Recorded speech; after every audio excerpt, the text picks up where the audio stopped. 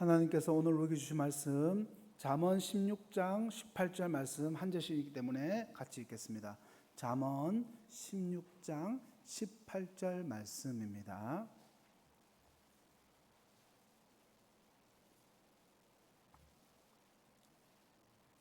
네, 같이 읽겠습니다. 시작. 교만은 패망의 선봉이요 거만한 마음은 넘어짐의 앞잡이니라. 아멘. 오늘도 이 주님의 전에 나와서 함께 예배드리는 모든 성도님들의 삶 가운데 하늘의 신령한 은혜와 평강이 가득하기를 주님의 이름으로 간절히 축원합니다. 제가 서울에서 군 생활을 했는데 그 당시에 참 기억에 남는 세 가지 큰 사건이 있습니다. 하나는 김정일이가 제가 군 생활하는 동안 죽었습니다. 그래서 전 부대가 난리가 나고 또 혹시 전쟁 나는 건 아닌가 두려움에 떨었던 그런 기억이 있습니다. 그리고 두 번째 큰 사건은 서울에 있는 성수대교 있죠. 성수대교가 무너진 겁니다. 그 성수대교가 무너지기 전날에 제가 탄 부대 버스가 거기를 지나갔거든요. 하루 차이로 어쩌면 제가 천국에서 여러분들을 뵈야 될지도 몰랐던 아깝다 이런 생각하시면 안 됩니다. 예. 마지막 세 번째 사건이 이건데요. 1995년 6월 29일 서울 강남의 한 백화점 5층에서 이상한 소리가 들리기 시작했습니다. 천정에 금이 가고 식당 바닥이 조금씩 내려앉고 있었습니다. 겁에 질린 직원들이 다급하게 경영진에게 보고를 했습니다. 외부 전문가들은요, 즉시 영업을 중단하고 모든 사람을 대피시켜야 된다 이렇게 보고를 했습니다. 절박하게 외쳤죠. 이 건물 자체가 지금 무너지기 직전이라고 건물이 비명을 지르는 그런 상황이었던 거죠. 하지만 경영진의 생각은 달랐습니다. 에이, 설마 대한민국 최고의 백화점이 무너지겠어? 그리고 지금 이 많은 손님들을 다 내보내야 되는데 그러면 매출 손해보는 게 얼만데? 그들은 이 치명적인 경고를 무시했습니다. 괜찮을 거라는 그 교만한 생각과 돈을 덜 벌고 싶다는 탐욕, 그게 섞여져서 그들은 영업을 계속하기로 결정했습니다. 그리고 그날 오후 5시 57분 대한민국 부의 상징이었던 이 삼풍백화점은 단 20초 만에 저렇게 무너지게 된 겁니다. 20초! 여러분, 삼풍백화점 사고들 다들 기억하실 겁니다. 저는 오늘 이 비극적인 사고를 통해서 우리 영혼의 문제를 함께 이야기해 보려고 합니다.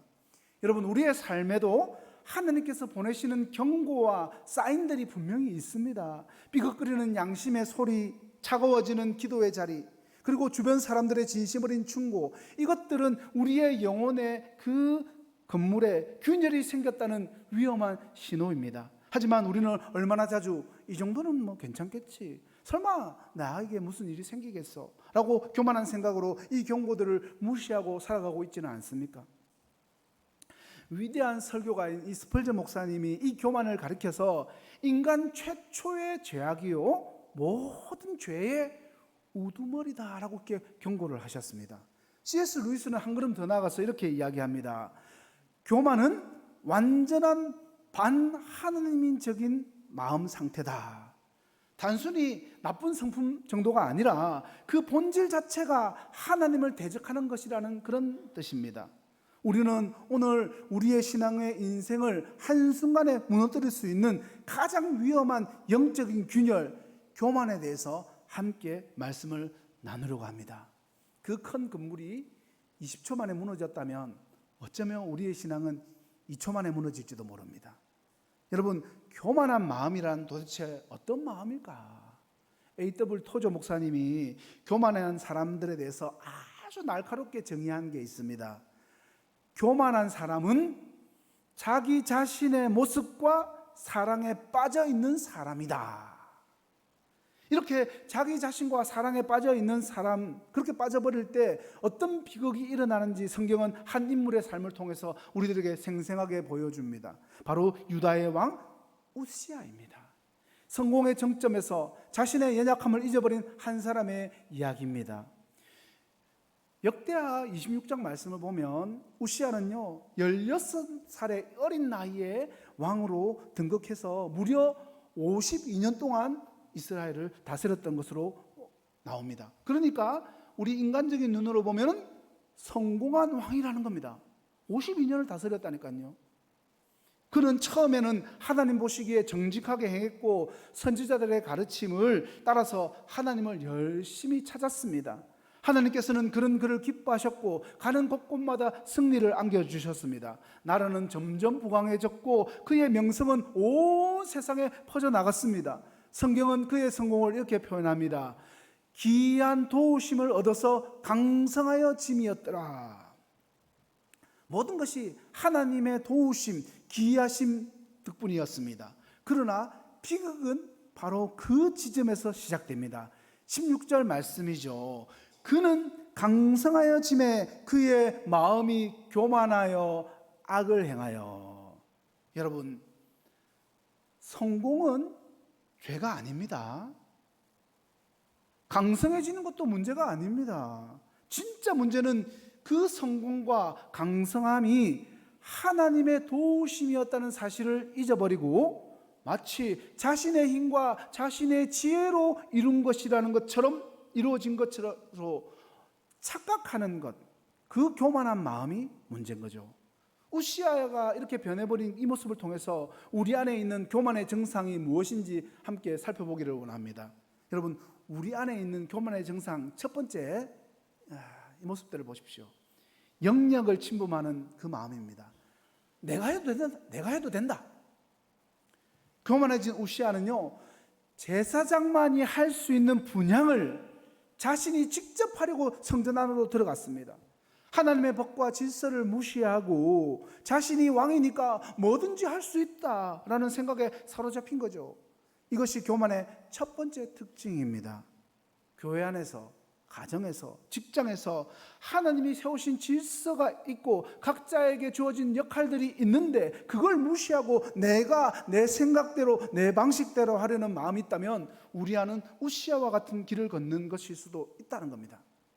두 번째, 귀를 닫는 마음. 감히 나에게 충고를. 이 제사장 아사랴와 80명의 용맹한 제사장들이 달려와서 그의 그 분향하려고 하는 잘못을 지적을 했습니다. 왕이시여, 이것은 왕이 할 일이 아닙니다. 하나님의 법을 어기는 죄입니다. 이것은 단순히 말하는 충고가 아니라 하나님께서 제사장들을 통해서 주시는 어쩌면 마지막 기회였을 것입니다. 그러나 교만으로 가득 찬 우시아의 귀에는요, 그 어떤 말도 들리지가 않았습니다. 혹시 우리도 이렇지는 않는가? 우리의 배우자의 그 진심 어린 충고를 잔소리로 여기고 마음의 문을 닫아버리는 그런 적은 없습니까? 믿음의 동력자들이 합리적인 비판을 하는데도 자존심 때문에 그를 멀리한 적은 없지는 않습니까? 주일 강단 말씀을 통해서 하나님께서 나의 잘못된 길을 지적하실 때 나에게 하는 소리는 아닐 거야 라고 하면서 길을 닫거나 저 사람이 뭘 안다고 나를 판단해 라고 하면서 마음의 문을 닫고 있지는 않습니까? 여러분, 닫힌 귀는 교만의 심각한 증상 중에 하나입니다. 세 번째입니다. 분노하는 마음입니다. 내 뜻을 막는 자는 용서할 수 없다는 겁니다. 충고를 들은 우시아의 반응이 여러분 어땠느냐 보십시오. 그는요, 회개하는 반응을 하지 않고 오히려 분노를 합니다. 자신의 길을 가로막는 제사장들을 향해서 화를 냈습니다. 여러분, 교만한 사람은 자기 자신을 세상의 중심에 놓습니다. 그래서 자신의 뜻이 좌절될 때, 자신의 권위가 도전받았을 때 참지 못하고 분노를 터뜨립니다. 내가 옳다고 생각하는 그 생각에 사로잡혀 있을 때 타인의 입장을 전혀 고려하지 않는다는 거죠. 여러분, 다윗 왕의 이야기를 우리가 잘 압니다. 밧세바를 범했을 때 큰 죄를 지은 거죠. 그 큰 죄를 지었지만 이 나단 선지자가 책망을 했을 때 내가 여호와께 죄를 범하였다라고 하면서 즉시 여호와 앞에 엎드렸지 않습니까? 여러분, 이것이 겸손한 사람의 모습입니다. 그러나 우시아는요 도리어 화를 냈습니다. 마지막 네 번째는요 은혜를 잊은 마음입니다. 이 모든 것들은 내 힘, 내 능력, 마지막으로 그리고 결정적으로 교만이 어떻게 우리의 마음에 들어오는지 그 뿌리를 파헤쳐 보면 이 모든 교만의 뿌리에는 영적인 기억상실증, 즉 망각이라는 무서운 병이 도사리고 있습니다. 우시아는 처음부터 교만한 왕은 아니었다고 말씀드렸지 않습니까? 그는 분명히 알았습니다. 자신이 왕이 된 것도, 전쟁에서 이긴 것도, 나라가 부강해진 것도 모두 하나님의 은혜요, 기이하신 그분의 도우심이었다는 사실을 말입니다. 하지만 문제가 무엇이었습니까? 너무 오랫동안, 너무 자주, 너무 당연하게 성공을 누리고 너무 오랫동안 평안을 누리다 보니까 그 은혜가 공기처럼 너무나도 당연한 일상이 되어버렸다는 겁니다. 감사와 감격이 묻어지고 하나님의 기이하신 도우심마저도 어느새 자신의 그 탁월한 능력과 지혜 덕분이라고 착각을 하고 만 것입니다. 은혜에 대한 기억을 완전히 잊어버린 채 기이하신 도우심에서 이 도우심이라는 단어를 지워버리고 기이한 나의 능력이라고 믿기 시작한 겁니다. 우리도 마찬가지입니다.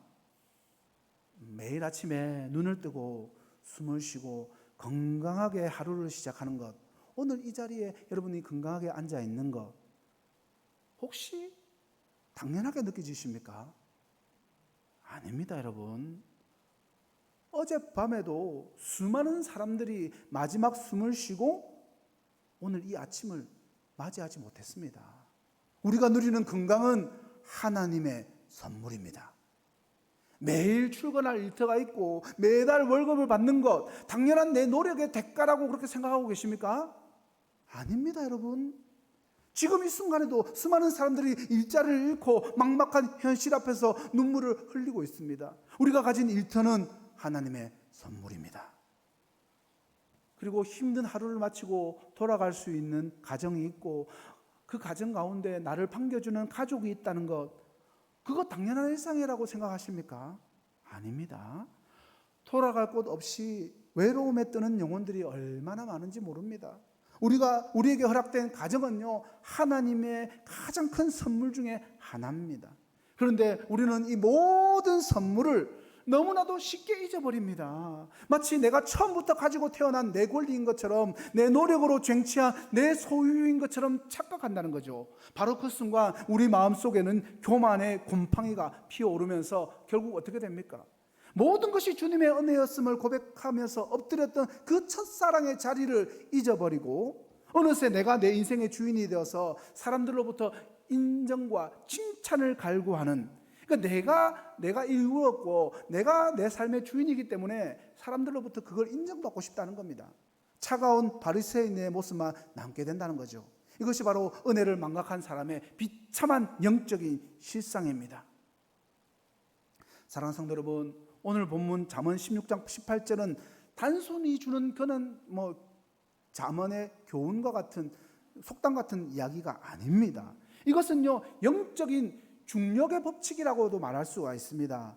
올라간 것은 어떻게 된다고요? 반드시 내려가는 순간, 내려가는 때가 있다는 겁니다. 스스로를 높이고 교만한 사람은요, 그 교만은 반드시 패망과 넘어짐으로 이어진다는 하나님의 엄중한 선포입니다. 우시야 왕의 마지막 모습을 한번 상상해 보시기 바랍니다. 거룩한 성전 안에 정말 향기 나는 연기가 자욱하고 금으로 된 기물들이 빛나는 그곳에서 왕의 얼굴이 분노로 붉게 그렇게 달아오릅니다. 감히 자신의 길을 막아선 제사장들을 향해서 불을 뿜듯이 노려보고 있던 바로 그 순간 하나님의 심판이 그의 이마에 붉은 인을 치듯이 나타납니다. 순식간에 피어오른 하얀 나병. 그의 인생이 어떻게 얼마나 처참하게 그 이후로 무너져 내렸습니까? 여러분, 인생이 그렇게 교만으로 무너내리는 그 길, 그게 첫 번째가 있습니다. 첫 번째 어떻게 무너내리냐면 가장 큰 축복인 하나님의 임재에서 쫓겨났습니다. 성경은 그가 성전에서 급히 쫓겨났다고 기록을 하고 있습니다. 이것은 단순히 예배당에서 퇴장당하는 수준의 사건이 아닙니다. 성전은 하나님의 영광이 머무는 곳, 죄인된 인간이 하나님을 만나고 용서받고 교제하는 유일한 통로였습니다. 그곳에서 쫓겨났다는 것은 하나님과의 모든 관계에서 단절되었음을 의미하는 영적인 사형 선고입니다. 그가 그토록 원했던 것은 하나님을 대신해서 자기 자신이 영광을 받는 것이었습니다. 그 결과 그는 영광의 근원이신 하나님 자신으로부터 완전히 버림을 받게 된 겁니다. 여러분, 교만이 이렇게 무서운 겁니다. 기도의 문을 닫게 하고 말씀의 감동을 앗아가면서 찬양의 기쁨까지도 메마르게 만듭니다. 결국 우리의 영혼을 하나님 없는 텅 비어있는 그런 공간으로 만들어버린다는 거죠. 하나님과의 친밀함, 이것이 우리가 가진 가장 소중한 것인데 교만은 그걸 송두리째 빼앗아 가버리는 겁니다. 두 번째, 하나님과의 관계뿐만 아니라 모든 사람들과의 관계가 단절됩니다. 이 한센병은 끔찍한 질병일 뿐만 아니라 부정한 자라는 사회적인 낙인이었죠.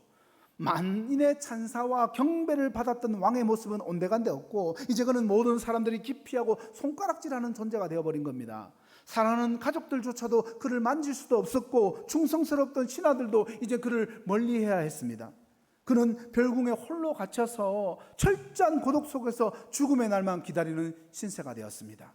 여기에 교만의 무서운 아이러니가 있습니다. 교만은 끊임없이 타인 위에 서서 주목받고 싶어하는 마음인 거죠. 그런데 그 결과는요, 영광스러운 리더십이 아니라 비참한 고립입니다. 스스로를 최고라고 여기던 사람이 더 이상 다른 사람의 조언을 듣지 않고 공감하지 못하면서 소통하지 못하게 됩니다. 결국 사람들은 그의 곁을 떠나가게 되죠. 스스로를 높이려 했던 자가 가장 외로운 섬에 갇히게 된 것, 이것이 교만이 가져오는 관계의 파멸입니다. 세 번째, 자신이 자랑하던 세상 모든 것을 빼앗겨버립니다. 여러분, 우시아가 뭘 자랑했겠습니까? 자신의 강력한 군대와 넘치는 국고와 그리고 무엇보다도 흔들릴 것 같지 않았던 자신의 그 왕으로서의 권세였을 것입니다. 그러나 하나님은 그가 자신의 힘이라고 믿었던 그 모든 것을 빼앗아 가셨습니다. 그의 아들 요담이 그를 대신해서 나라를 다스렸고 그는 왕이라는 이름만 가진 채 살아있는 시체처럼 그냥 별궁의 유배가 된 거죠. 그는 아마 별궁의 창문 너머로 자신이 없어도 너무나 잘 돌아가는 왕궁과 나라를 보면서 어떤 생각을 했겠습니까? 자신이 평생 바쳐서 쌓아 올렸다고 믿고 있었던 그 모든 것들이 한순간에 신기루처럼 자신의 손에서 사라지는 것을 보면서 얼마나 큰 절망과 허물을 느꼈겠습니까? 이것이 바로 교만의 종착역입니다. 교만은 하나님이 주신 선물을 마치 내 것인 것처럼 붙들게 만들지만 하나님은 한순간에 그것을 거두어 가실 수 있음을 보여줍니다. 우리가 의지했던 건강과 재물과 명예와 지위는 영원하지 않습니다. 교만이라는 모래 위에 세운 집은 심판의 비바람이 불어올 때 흔적도 없이 무너져 내릴 뿐입니다. 사랑하는 성도 여러분, 오늘 우시아의 이야기는 먼 옛날에 있었던 그냥 한 왕의 비극적인 이야기로만 끝나는 것이 아닙니다. 오늘 이 시대를 살아가는 바로 우리를 향한 살아있는 경고장입니다. 교만의 대가가 정말 이처럼 끔찍한 것을 보셨지 않습니까? 하나님은 교만한 자를 미워하시고 친히 대적하시며 그의 집을 허문다라고 성경 곳곳에서 말씀하고 있습니다. 우리 안에 있는 작은 교만의 싹이라도 보이고 있다면, 혹시 그 자리 잡고 있다면 이 시간 여러분 즉시 뽑아내셔야 됩니다. 여러분, 우시아처럼 처참한 결말을 보면서 우리는 마음 한편에 어쩌면 두려운 마음이 생길 수도 있습니다. 어쩌면 나도 저렇게 우시아처럼 망할 수 있겠구나. 내 인생에도 내 안에도 저런 교만의 독초가 자라고 있지는 않는가. 그렇다면 우리는 이 교만이라는 거대한 정말 골리앗 앞에서 절망하고 무너져 내려야만 하는 것일까? 아닌 거죠. 성경은 그 절망의 자리에서 우리를 내버려 두지 않습니다. 하나님께서는 우리들에게 분명히 승리의 길, 생명의 길을 보여주시는 분이십니다. 여러분, 그 길이 어떤 길입니까? 사도 베드로는 성령의 감동으로 우리들에게 그 유일한 해답을 보여줍니다. 베드로전서 5장 5절과 6절 말씀인데요. 같이 읽겠습니다. 시작.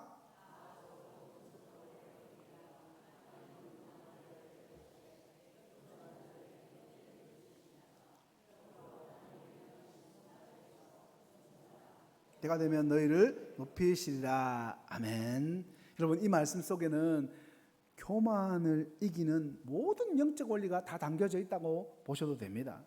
먼저 베드로는 겸손으로 허리를 동이라라고 명령을 합니다. 허리를 동인다는 것은 종이 주인을 섬기듯이 종이 주인을 섬기기 위해서 온 매무새를 똑바로 다잡는 행동을 말합니다. 이것은 가만히 있어서 저절로 생기는 마음 상태가 아닌 거죠. 그러니까 매일 아침에 옷을 입듯이 의지적으로 결단하고 선택하고 훈련해야 하는 적극적인 영적인 태도를 말하는 겁니다. 교만이라는 정말 무겁고 차가운 갑옷을 벗어던지고 기꺼이 섬기고 사랑하기 위해서 부드러운 그 섬김의 옷을 갈아입는 겁니다. 바로 이 지점에서 C.S. 루이스가 말한 겸손의 참된 의미를 우리는 기억해야 됩니다. 진정한 겸손은 자신을 낮게 생각하는 것이 아니라 자신에 대해서 생각하는 것을 멈추는 겁니다. 자기 비하가 아니라 자기 중심적인 생각의 감옥에서 벗어나서 하나님과 이웃을 향해서 시선을 돌리는 결단, 이것이 바로 겸손의 시작입니다. 또한 우리는 하나님의 능하신 손 아래에서 겸손해야 됩니다. 사랑하는 성도 여러분, 하나님의 손은 어떤 손입니까? 그 손은 천지를 창조하신 전능하신 손이요, 홍해를 가르신 기적의 손이며 십자가에 못 박혀서 우리의 죄를 대속해 주신 사랑의 손입니다. 그 능하신 손 아래에 머무는 것은 우리가 굴력적인 모습이라든지 우리를 억압하는 모습으로 나타나지 않습니다. 이 세상에서 가장 안전하고 가장 강력한 보호 아래에 있는 손길인 것입니다. 나의 작은 힘과 나의 지혜를 내려놓고 그 위대한 손길에 나의 인생을 온전히 맡겨드리는 것, 그것이야말로 가장 지혜로운 신앙의 행위인 것입니다. 여러분들이 설교 중에 많이 들어보셨을 이야기이긴 하지만 전라북도 김제에 있는 금산교회의 이야기입니다. 이 1905년에 세워진 이 교회에 조덕삼이라고 하는 양반 지주가 한 분이 있었습니다. 그리고 그의 집에는요, 이자익이라고 하는 젊은 머슴이 한 명 있었죠. 주인과 머슴 이 두 분이 한 교회를 함께 다니고 있었습니다. 어느 날 교회에서 첫 번째 장로를 뽑는 선거가 열렸습니다. 당연히 모든 교인들은 교회를 세우고 재정적으로 후원을 했던 주인이었던 조덕삼이란 분이 장로가 될 것이라고 생각을 했습니다. 그런데 투표 결과 모두의 예상을 깨고 머슴이었던 이자익이라는 분이 장로가 되어버린 겁니다.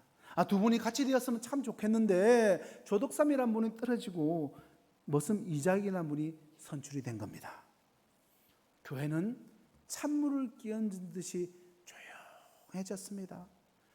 아직까지도 반상의 구별이 남아있던 그 시절이었죠. 그 엄격하던 시절에 어떻게 머슴이 주인을 제치고 장로가 될 수 있단 말인가? 모두의 시선이 주인 조덕삼에게 쏠렸습니다. 그가 만약에 우시아처럼 분노하면서 이게 무슨 경우 없는 짓이냐라고 소리를 쳤다면 교회는 그 자리에서 둘로 쪼개져 버렸을 겁니다. 바로 그때 조덕삼이 자리에서 일어나서 교인들을 앞에서 이렇게 선포를 했습니다. 우리 금산교회 교인들은 참으로 훌륭한 일을 해냈습니다. 저희 집에서 일하는 이자익 영수는 저보다 신앙의 열의가 훨씬 더 대단합니다. 여러분의 결정은 하나님의 뜻이라고 믿습니다. 저는 교회의 결정에 순종하여서 이자익 장로를 받들어서 열심히 교회를 섬기겠습니다. 사랑하는 성도 여러분, 이것이 바로 하나님의 능하신 손 아래에 있는 겸손입니다. 그날 이후에 집에서는 여전히 조덕삼이 주인이었고 이자익은 머슴이었지만 교회에서는요, 이자익 장로가 설교하고 조덕삼 성도가 그 말씀을 들었습니다. 주인은 머슴이었던 장로를 위해서 기도했고 그의 리더십에 순종했습니다. 여기서 끝이 아닙니다.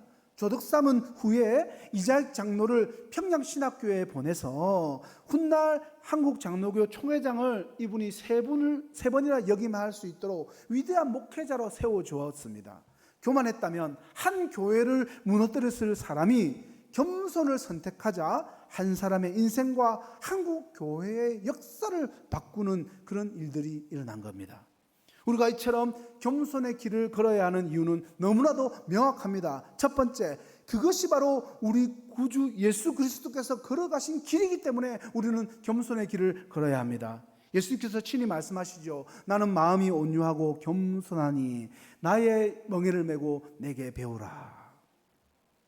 주님의 겸손은 단순한 성품이 아닙니다. 그분의 존재 방식 자체를 말하는 겁니다. 빌립보서 2장, 우리가 너무나 잘 아는 말씀이죠. 겸손의 극치를 보여주는 겁니다. 하나님과 본체신이 동등됨을 취하지 않으시고 오히려 자기를 비워 종의 형체를 가지사 사람들과 같이 되셨고 죽기까지 복성하셨으니 곧 십자가에 죽으심이라.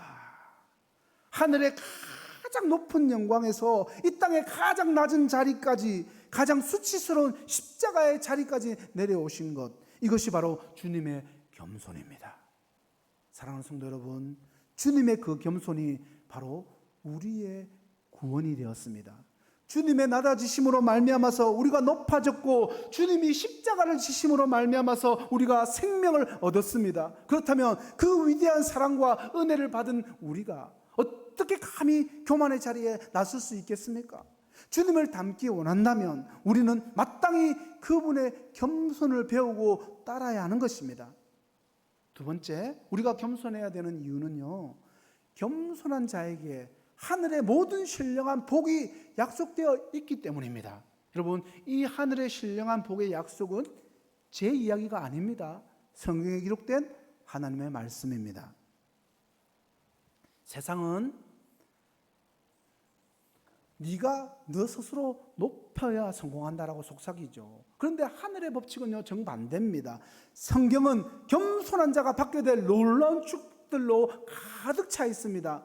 혹시 세상 풍파에 흔들리십니까? 밑에 말씀 나오죠. 같이 읽겠습니다. 여호와께서 겸손한 자를 붙드시고 시편의 약속입니다. 죄의 상처로 신음하고 있습니까? 같이 읽겠습니다. 겸손한 자를 구원으로 아름답게 하심이로다 라고 성경은 분명히 약속하고 있습니다. 여러분, 인생에 지혜가 필요하십니까? 어디서 지혜를 구하십니까?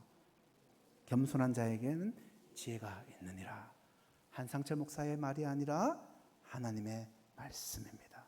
무엇보다도 하나님의 인재를 갈망하십니까? 같이 읽겠습니다. 내가 통회하고 마음이 겸손한 자와 함께 거하니라고 분명히 성경은 약속하십니다.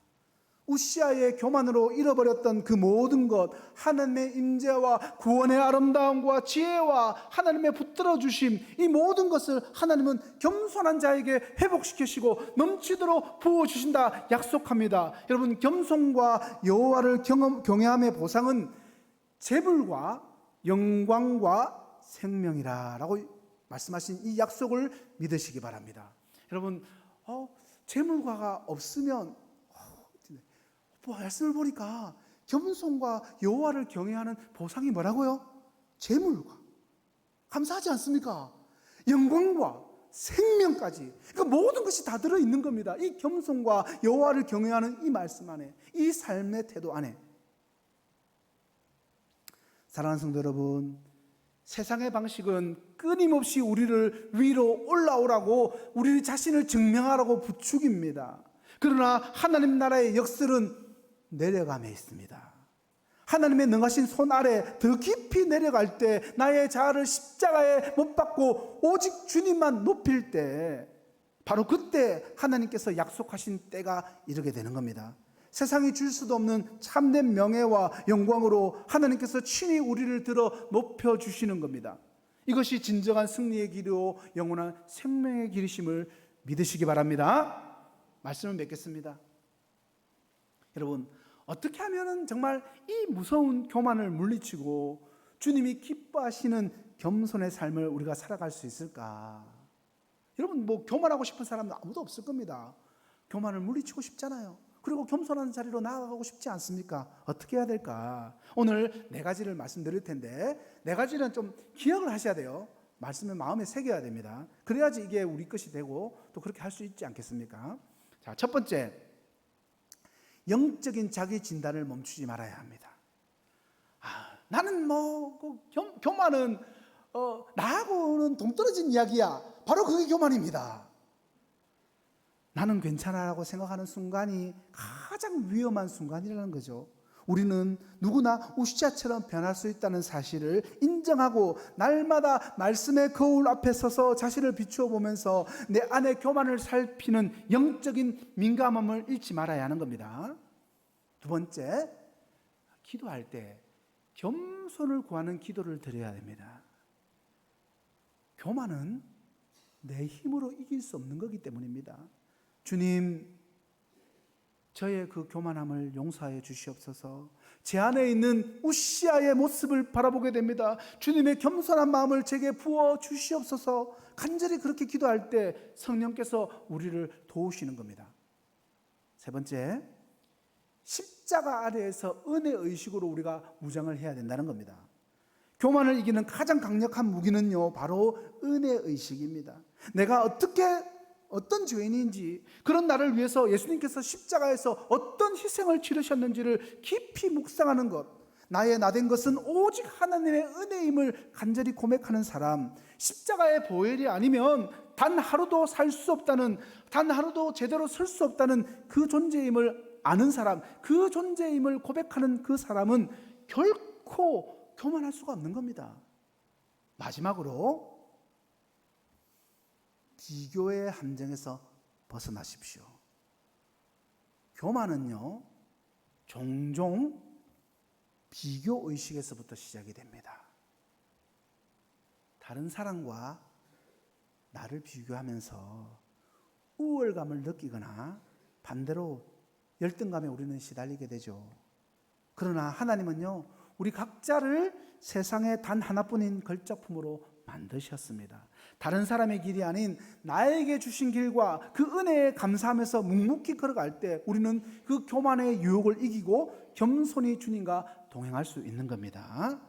사랑하는 동원교회 성도 여러분, 교만은 신앙의 가장 치명적인 적입니다. 오늘 말씀을 마음에 새기고 우리 안에 교만의 싹이 자라지 못하도록 깨어서 기도하면서 오직 주님의 십자가의 은혜만을 붙드시기 바랍니다. 우리 동원교회 모든 성도인들이 교만으로 무너지는 성도, 교만으로 무너지는 교회가 아니라 겸손으로 허리를 동여서 서로를 섬김으로 하나님이 높이시는 건강한 공동체가 되기를 간절히 소망합니다. 그리하여서 우리 모두가 하나님께서 친히 높여주시고 사용하시는 겸손한 믿음의 성도들로 온전히 세워지기를 우리 주 예수 그리스도의 이름으로 간절히 축원합니다. 살아계신 하나님 아버지, 오늘도 주신